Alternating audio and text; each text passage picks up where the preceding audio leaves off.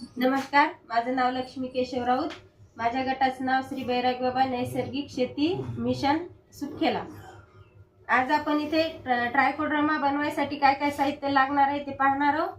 सुरुवातीला आपण सॅनिटायझर घेतलं आणि हा टब घेतला आणि हा सॅनिटायझरनं हा टब क्लीन करून घेतला आणि असं आपल्या हाताचा स्पर्श न होता आपण हे असं स्वच्छ करून घ्यायचं. त्याच्यानंतर आपल्याला अर्धा लिटर पाणी लागेल, तर आपण ते एका गजामध्ये काढून घेतले आहे. एक चमचा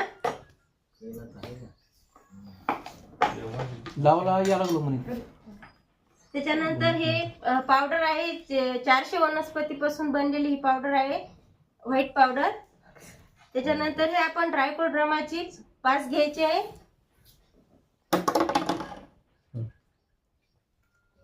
आणि आता हे पाणी आपल्याला व्यवस्थित गरम करून घ्यायचं.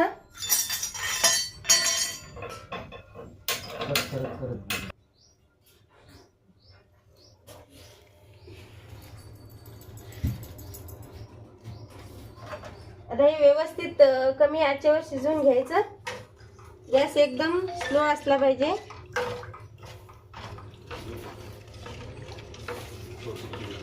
हा, आता हे शिजायला 10 ते 15 मिनिटं लागतील. हे व्यवस्थित घट झाल्यानंतर आपल्याला उतरून घ्यायचं. मिश्रण असं शिजू द्यायचं, असं घट्ट झालं पाहिजे.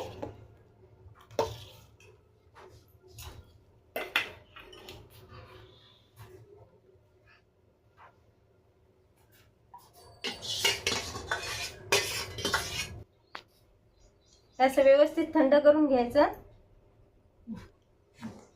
पण थंड करून घेतलं. आता हे खालून हात लावून पाहायचं. आपल्याला जर थंड वाटलं त्याच्यामध्ये आपण आता हे जी किट आहे आपली ट्रायकोडर्माची, ही किट याच्यामध्ये जी पास म्हणतो आपण ती आपण टाकून द्यायची. हे अशी व्यवस्थित एकजीव झाली पाहिजे.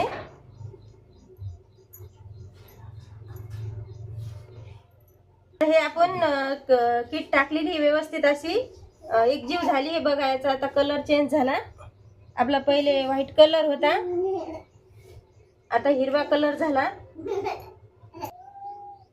हे आता आपल्याला असं पन्नीमध्ये टाकून घ्यायचं.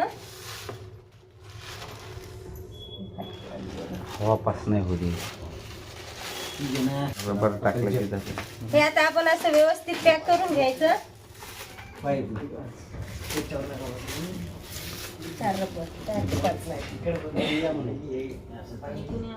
हे आपण 4 ते 5 असे रबर याले असे पॅक करून घ्यायचे.